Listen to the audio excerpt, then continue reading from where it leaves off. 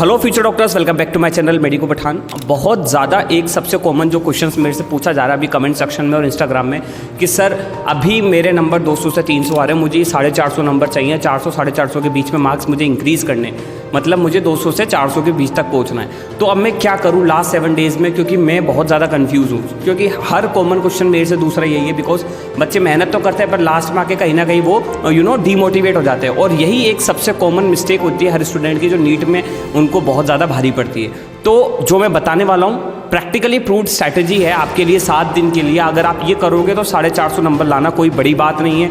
इस समय आपको वो पढ़ना है जो आता है, जो आएगा वही पढ़ो, इधर उधर की फालतू चीज़ें पढ़ने की कोई ज़रूरत नहीं है। और मैं बताऊँ आपको क्या पढ़ना है। जो मुझे जानते हैं, फॉलो करते हैं, उन्हें पता है कि मैं बिल्कुल 1 to 1 पॉइंट टू पॉइंट बात करता हूँ। Myself Pathan Farman Khan and I am currently pursuing MBBS from government medical college Wanaparthy Telangana. तो अपन बात कर लेते हैं। वीडियो पसंद है तो प्लीज़ ज़रूर लाइक करना और अपने दोस्तों में शेयर करना। सबसे पहली बात होती है कि स्टूडेंट के नंबर कम क्यों आ रहे हैं, जबकि उनकी मेहनत पूरी अच्छे से करी है, उनको सब आता है। तो प्रॉब्लम ये हो जाती है कि वो सबसे पहली चीज़ें सिली मिस्टेक करते हैं। उन्हें ही पता ही नहीं है कि मैं कहाँ मिस्टेक कर रहा हूँ। अगर वो अपनी गलतियाँ नहीं सुधारेंगे तो अपने आप को इम्प्रूव कैसे करेंगे। तो जो सिली मिस्टेक करते हैं आपको वो चीज़ सुधारनी पड़ेगी। दूसरी चीज़ होती है कि किसी एक स्टूडेंट का एक पर्टिकुलर सब्जेक्ट बहुत वीक है। लाइक मेरी कईयों से बात हुई तो वो कहते हैं सर मुझे फिजिक्स बिल्कुल नहीं आती। तो मैंने उनसे कहा ऐसा कुछ नहीं है, फिजिक्स तुम्हें नहीं आती तब भी तुम 30 से 40 नंबर ला सकते हो, क्योंकि उसमें भी आप बिल्कुल जो ईजी से ईजीएस्ट चीज़ें हैं फिजिक्स के अंदर आप वो पढ़ के जाओगे और वो क्वेश्चन आते हैं हर साल, तो आप 30 से 40 नंबर उसमें भी ला सकते हो। और तीसरी चीज़ होती है कि सर चैप्टर्स मेरे कंप्लीट नहीं है, मतलब पढ़ा तो है मैंने चैप्टर पर वो कंप्लीट नहीं है। तो ये एक कॉमन प्रॉब्लम्स आती है हर स्टूडेंट के साथ में जो एवरेज होता है। तो देखो सिंपल सा लॉजिक लगाना है आपको 7 दिन के लिए। सिंपल सा फंडा बता रहा हूँ, आप एक अपने दीवार पर सामने चिपका लो कि भाई मुझे किस में कितने नंबर चाहिए। लाइक अगर आपको सबसे पहले तो आपको बात करनी है कि बायोलॉजी, तो बायोलॉजी में आपको कम से कम 320 नंबर चाहिए, तो बायोलॉजी 320। फिर आपको केमिस्ट्री में 100 से 110 नंबर चाहिए और फिजिक्स में आपको कम से कम 30-40 नंबर चाहिए। तो फिजिक्स के लिए तो मैंने आपको बता रखा है, वीडियो पूरा कंप्लीट समझा रखा है कि आप अगर ये पढ़ के चले गए तो आपके बहुत अच्छे नंबर आएंगे, 100 के ऊपर नंबर आ जाएंगे अगर आप वो सारे टॉपिक कर गए। उसमें से भी अगर आपने आधे टॉपिक कर लिए अभी भी 1 शॉट वीडियो देख के, आपको जैसे भी समझ में नहीं आ रहा वो चीज़ करके, तो आप मान के चलो आपके 50-60 नंबर कहीं नहीं गए फिजिक्स के अंदर। क्योंकि जैसे सेमीकंडक्टर, EM वेव, NLM, ठीक है, आपका एरर, बहुत सिंपल टॉपिक्स, आप इनको अच्छे से करके जाओ।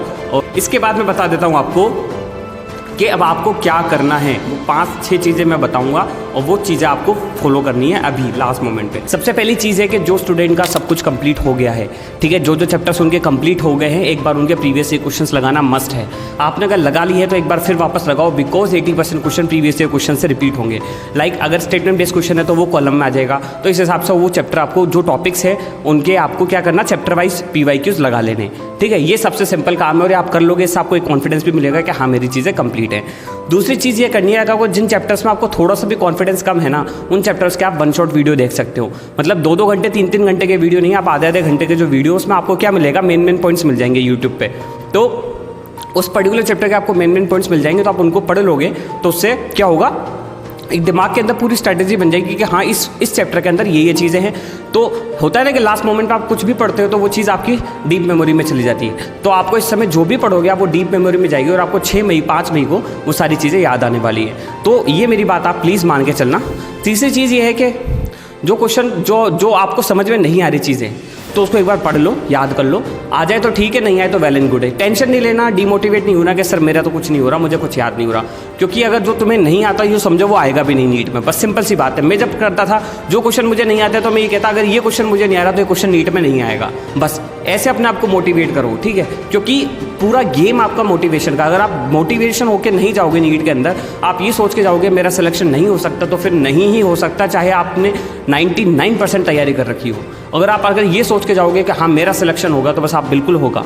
आप अपने आप के अंदर इनर कॉन्फिडेंस लाना बहुत मस्ट है नीट के अंदर, क्योंकि स्टूडेंट फोबिया बना लेता है नीट के अंदर जाके, उसे डर लगने लग जाता है कि मेरा तो नहीं होगा, और उसे ऐसा लगता है मैं पता नहीं कहाँ आ गया और दूसरे प्लेनेट पे आ गया, मैं कैसे इन सब के सामने लड़ूंगा, कैसे जीतूंगा, कैसे अपने आप को सेलेक्ट करूंगा। नहीं, बहुत सिंपल है। मेरे जैसे एवरेज स्टूडेंट भी सेलेक्ट होते हैं, वो कैसे होते हैं, ऐसे ही होते हैं, मेहनत करते हैं, अपने आप पे भरोसा रखते हैं और डेस्टिनी उन्हें वो चीज़ देती है जिनके वो हकदार होते हैं। तो आपको भी बस वही करना है। चौथी चीज़ मैं आपको बता देता हूँ, जो चैप्टर आपने बिल्कुल भी टच नहीं किए हैं उनको टच करने की ज़रूरत नहीं है, leave it, just leave it, don't think so much about that chapters which you have not read anything, okay. इसके बाद फिफ्थ चीज़ बता देता हूँ मैं, इंपॉर्टेंट चैप्टर्स की आपको वीडियो दे रखी है, ठीक है, आप वो देखो यूट्यूब पे जाके और आपको मिल जाएंगी बहुत वीडियोस। वन शॉट वीडियो देखो आपको, ठीक है, वो सारी चीज़ें आपको मिल जाएंगी। छठी चीज़ ये है कि ऑप्शन एलिमिनेशन टेक्निक भी मैंने आपको बता रखी है कि आपको कैसे ऑप्शन एलिमिनेशन करना है। Option elimination one of the best strategy है। अगर आपको 2 ऑप्शन आपने निकाल दिए तो 2 में से कौन सा टिक करना है, उसकी वीडियो भी मैंने डाल रखी है अपने चैनल पे, आप जाके वहाँ देख सकते हो, ठीक है। 7वीं चीज़ जो मैं बताऊँगा आपको कि जितने भी इंपॉर्टेंट पॉइंट्स हैं एनसीईआरटी के, सिर्फ वही रिवाइज करो। पूरी एनसीईआरटी रिवाइज करने की ज़रूरत नहीं है, इतना टाइम नहीं है। जो आपने अंडरलाइन कर रखे हैं, हाईलाइट कर रखे हैं, सिर्फ उन्हीं चीज़ को रिवाइज करो ताकि आपका फास्टली रिविजन हो बायोलॉजी के अंदर। और जो 9th चीज़ है वो है ट्रिक्स। जितनी भी आपने ट्रिक्स बना रखी है उन सबको रिवाइज करो, उनको सबको अच्छे से याद करो और आपका काम ख़त्म। आपके 200 से जो नंबर हैं 100-200 नंबर वो ऐसे ही इंक्रीज़ हो जाएंगे। और अपनी सारी चीज़ें लास्ट मोमेंट पे करके चले गए ना, this is more than enough. मैं आपको जो बता रहा हूँ, ठीक है, सारी चीज़ें मैंने आपको बता दी हैं। Otherwise if you have any query और doubt you can ask me on my Instagram ID @medicopathan और my Telegram channel, link is in the description and I will try my best to give you all the answers of your questions and thank you so much for watching this video and all the best.